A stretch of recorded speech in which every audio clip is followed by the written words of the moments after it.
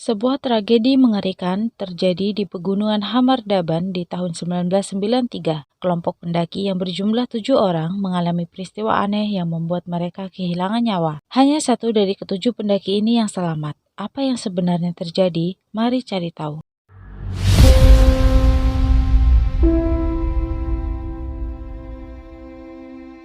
Pegunungan Hamardaban berada di wilayah Buryatia, Siberia Selatan, Rusia. Tempat ini sangat populer sebagai jalur hiking oleh para pendaki, terutama di musim panas. Pada tanggal 10 Agustus 1993, beberapa pria yang tengah mengayuh kayak menyusuri sungai di kaki pegunungan itu melihat seorang gadis berdiri di tepi sungai dan melambai ke arah mereka.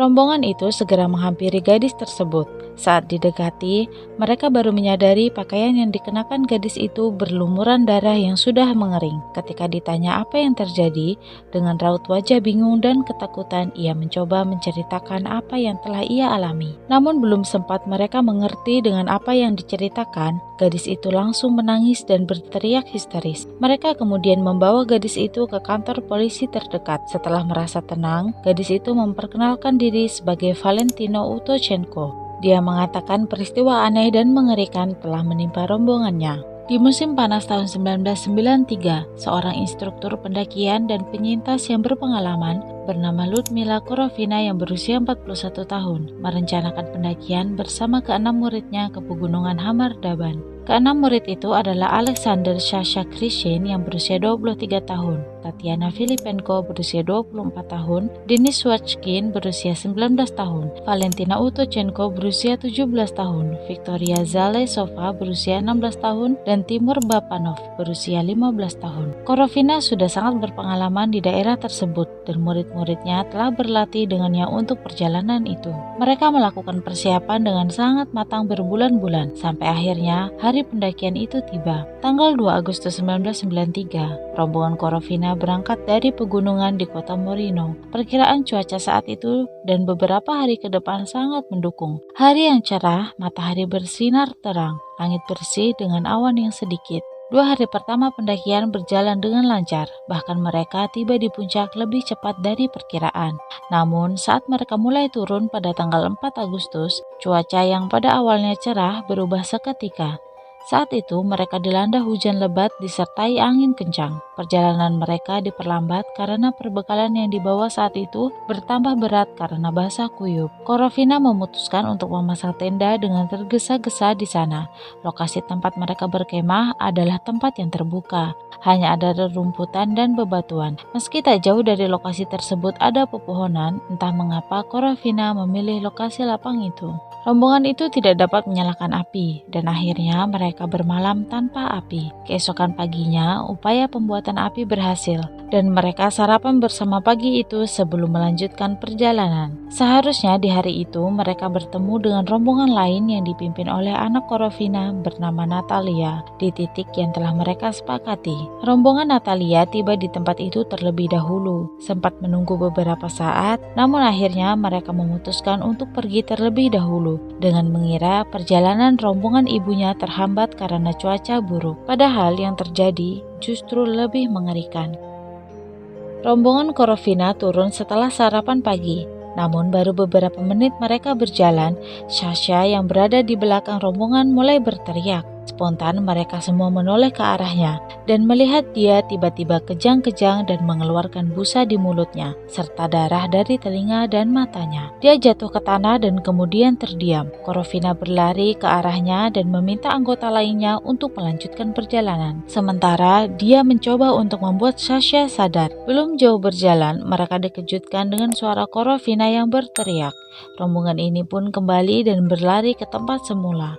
Mereka melihat Korovina mengalami gejala yang sama dan tak sadarkan diri seperti Sasha. Tatiana yang tiba terlebih dahulu di tempat Korovina dan Sasha mencoba memeriksa apa yang terjadi. Namun dia tiba-tiba terjatuh ke tanah dan mencengkeram lehernya seolah-olah tidak bisa bernafas. Dia kemudian merangkak ke sebuah batu dan langsung membenturkan kepalanya ke batu itu sampai dia lemas. Valentina yang shock melihat kejadian itu tak bisa bergerak dan hanya berdiri kaku. Dalam beberapa menit saja, 3 temannya telah tewas di depan matanya. Sementara itu, Denis bersembunyi di balik batu itu, sedangkan Victoria dan Timur berlari. Namun baru beberapa langkah mereka berlari, Victoria dan Timur tumbang tergeletak di tanah, memuntahkan darah, mencakar leher mereka sendiri dan merobek pakaian mereka. Valentina dan Dennis segera berlari bergegas pergi dari tempat itu. Namun tak lama kemudian, Dennis mulai kejang-kejang dan pingsan. Takut hal yang sama terjadi padanya, ia segera berlari menuruni gunung sampai dia yakin telah jauh dari tempat peristiwa mengerikan itu terjadi. Dia hanya membawa tenda dan pakaian di punggungnya. Dia kemudian mendirikan tenda di sebuah pohon yang cukup rindang untuk bermalam dan beristirahat. Keesokan paginya, dia terbangun dan menyadari dirinya masih hidup. Valentina membutuhkan makanan untuk bertahan hidup sendirian di alam liar. Masalahnya, bekal makanan itu dibawa oleh teman-temannya yang lain, yang artinya dia harus kembali ke tempat tragedi itu. Tetapi dia tak punya pilihan lain. Valentina melakukan perjalanan kembali ke atas gunung menelusuri kembali langkahnya. Sesampainya di lokasi itu, dia melihat teman-temannya masih dalam posisi yang sama. Tidak ada satupun dari mereka yang pindah dari tempat mereka jatuh. Valentina dengan cepat mengambil perbekalan yang ia butuhkan, lalu bergegas pergi menuruni gunung dengan mengikuti kabel listrik. Sampai dia menemukan sungai dan menyusuri sungai itu. Sampai di hari keempatnya, dia ditemukan oleh para pengayuh kayak. Penyelidikan dan evakuasi baru dilaksanakan di tanggal 24 Agustus. Perlu 2 hari untuk menemukan jenazah dan membawanya menggunakan helikopter. Hasil otopsi menyimpulkan mereka semua meninggal karena hipotermia, kecuali Korovina yang menderita serangan jantung. Mereka semua memiliki tanda memar di paru-paru dan kekurangan protein karena kekurangan gizi terdaftar sebagai faktor penyebab kematiannya. Namun dibandingkan dengan kesaksian Valentina, putusan ini dianggap aneh dan menimbulkan berbagai teori dalam kasus ini. Salah satunya adalah adanya eksperimen rahasia yang dilakukan oleh militer Rusia. Mereka kemudian dibunuh karena apa yang mereka lihat dan ketahui. Kalau teori ini benar, mengapa mereka membiarkan Valentina hidup, sedangkan teman-temannya yang lain dibunuh? Memang kelompok Korovina melenceng dari rute biasanya, tetapi pegunungan Hamardaban ini adalah destinasi wisata dengan banyak turis yang bepergian ke tempat itu.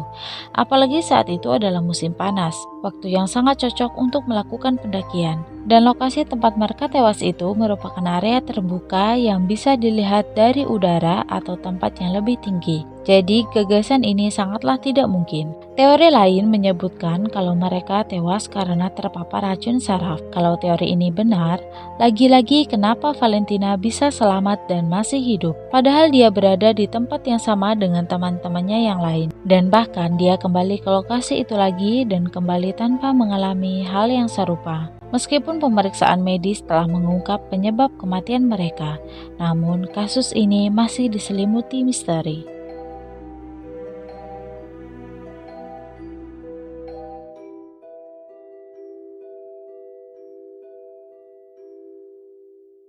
Dukung channel ini dengan share ke teman-teman kamu dan jangan lupa untuk klik tombol subscribe dan nyalakan loncengnya. Terima kasih.